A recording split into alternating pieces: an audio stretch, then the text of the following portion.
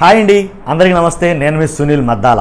ఏంటంటే రాజకీయ పార్టీ ఏ రాజకీయ పార్టీ అయినా కానీ అవి వాటి స్థానాలు దాటి, అంటే వాటి పరిధులు దాటి ఎప్పుడైనా ఓవర్ యాక్టింగ్ చేస్తే కనుక, లేకపోతే కనుక వాటి పరిధి దాటి ఏదైనా కొన్నిట్లకి ఆక్రమణలకు కానీ అతిక్రమణలకు కానీ చేపడితే కనుక ఖచ్చితంగా కోర్టులు అనేవి ఉంటాయి, చట్టాలు అనేవి ఉంటాయి. కాబట్టి ఆ కోర్టులు మొట్టిగా లేస్తూ ఉంటాయి.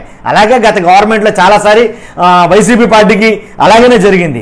కానీ ఇప్పుడున్న కూటమి పార్టీకి, ఏదైతే టీడీపీ పార్టీ ఉందో, ఇప్పుడున్న అధికారం ఉన్న పార్టీకి కొంచెం ముందుగానే స్టార్ట్ అయ్యింది అనేది చెప్పొచ్చు. ఆ మొట్టికాయలు ఏంట్రా అంటే కనుక కూటమికి హైకోర్టు మొట్టికాయలు వేసిందండి.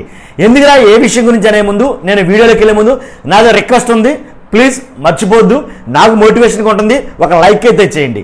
లైక్ చేసిన తర్వాత వీడియో ఎండ వరకు చూసి మీ అమూల్యమైన అభిప్రాయాన్ని తప్పైనా ఒప్పైనా కామెంట్ రూపంలో తెలియజేయండి. సదా దాన్ని నేను గౌరవిస్తాను. అంతేకాదు మీ కొత్త వాళ్ళైతే కనుక మన ఛానల్ని పక్కాగా సబ్స్క్రైబ్ చేసుకోండి. ఇంతకీ కూటమికి హైకోర్టు మొట్టికాయలు ఎందుకు వేసింది ఇంత తొందరగానే? అంటే పరిపాలన స్టార్ట్ అయిన నెలలోనే అప్పుడే కోర్టు మొట్టికాయలు వేసి దాకా ఎలా వెళ్ళింది అని అంటే కనుక మనం చేసే పనులే మనకి తిరిగి వస్తూ ఉంటాయండి. ఎందుకు చెప్తానంటే వైఎస్ఆర్సీపీ కార్యాలయాలు రాష్ట్ర వ్యాప్తంగా ఆంధ్రప్రదేశ్లో వైఎస్ఆర్సీపీ కార్యాలయాలు ఏవైతే ఉన్నాయో ఆఫీస్ బిల్డింగ్లు అవి ఆక్రమణలని అతిక్రమణలు చేసి ఏంటి వైఎస్ఆర్సీపీ కార్యాలయాలు కట్టిందని, కాబట్టి వాటికి ఒక కాగితాలు కానీ ఏమీ లేవని, వాళ్ళకి కనీసం నోటీసులు కూడా అడ్డదిడ్డాలుగా ఇచ్చి కూల్ చేయడానికి సిద్ధమైపోయింది తెలుగుదేశం ప్రభుత్వం.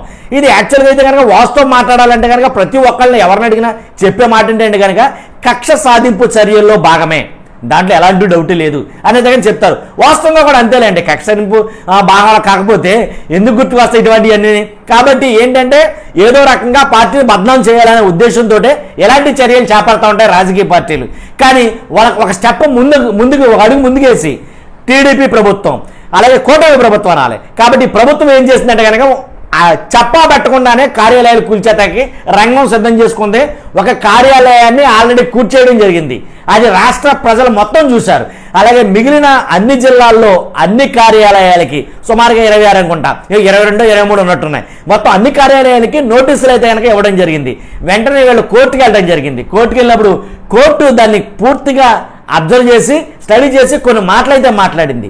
ఆ కోర్టు మాట్లాడిన మాటలు ఏంటనేది ఒక్కసారి మీకు చెప్తారు, వినండి.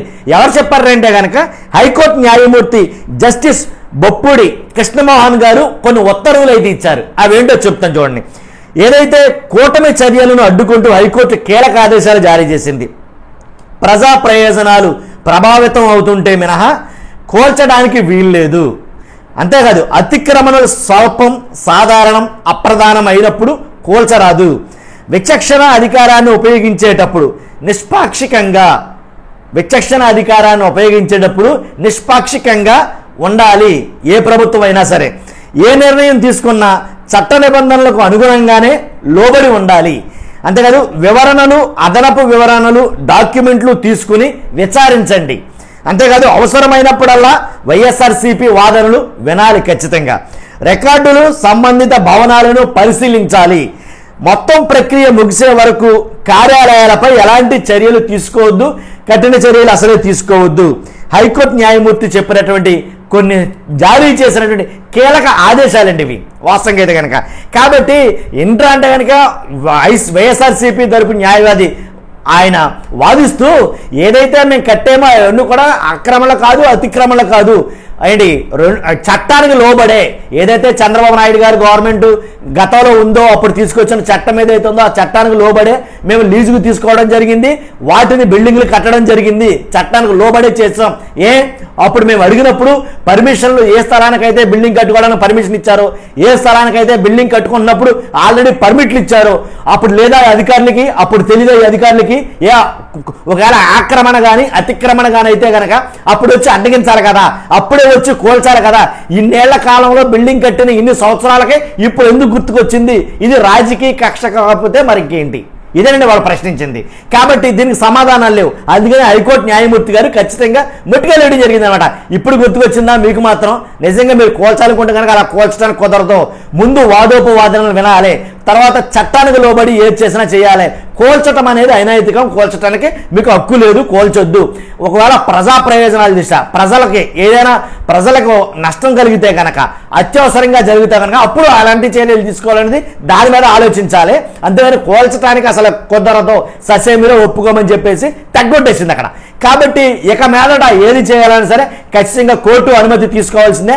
కాబట్టి తొలుతులోనే పెట్టింది తోలుగుడ్డు అన్నట్టు చంద్రబాబు నాయుడు గారి ప్రభుత్వానికి స్టార్టింగ్లోనే కోర్టు ఇలా ముట్టుకలేయడం అనేది ఇప్పుడే స్టార్ట్ అయిందని నేనైతే చెప్పాలనుకున్నాను. కాబట్టి చూస్తున్నా మీరు అందరూ కూడా ఆల్రెడీ జగన్మోహన్ రెడ్డి గారి పరిపాలనలో కూడా చాలాసార్లు జగన్మోహన్ రెడ్డి గారి ప్రభుత్వానికి కోర్టులు ముట్టుకలేసినాయి. కానీ ఎప్పుడది పరిపాలన ముగిసి 2-3 సంవత్సరాలు ఉందనగా జరిగిన సందర్భాలు. కానీ స్టార్టింగ్లోనే మరి టీడీపీ ప్రభుత్వానికి ముట్టుకలేయడం అంటే చాలా మంది చాలా విడ్డూరంగా మాట్లాడుకున్నారు, అప్పుడే మొదలైందా అన్నట్టుగా. చూస్తున్నాం మీరు అందరూ కూడా. ఈ మాటల్లో మీకు నిజం ఉందనిపిస్తే కనుక ఖచ్చితంగా మర్చిపోద్దు లైక్ చేయండి. లైక్ చేస్తే నాకు కొంచెం మోటివేషన్ కూడా. కొత్త వాళ్ళైతే కనుక పక్కాగా మన ఛానల్ని సబ్స్క్రైబ్ చేసుకోండి. ప్రజలకు ఉపయోగపడే వీడియో అయితే కనుక చేస్తాను. కాబట్టి చూస్తున్న మీరు అందరూ కూడా నచ్చితే లైక్ చేయండి, సబ్స్క్రైబ్ చేయండి. Thank you very much.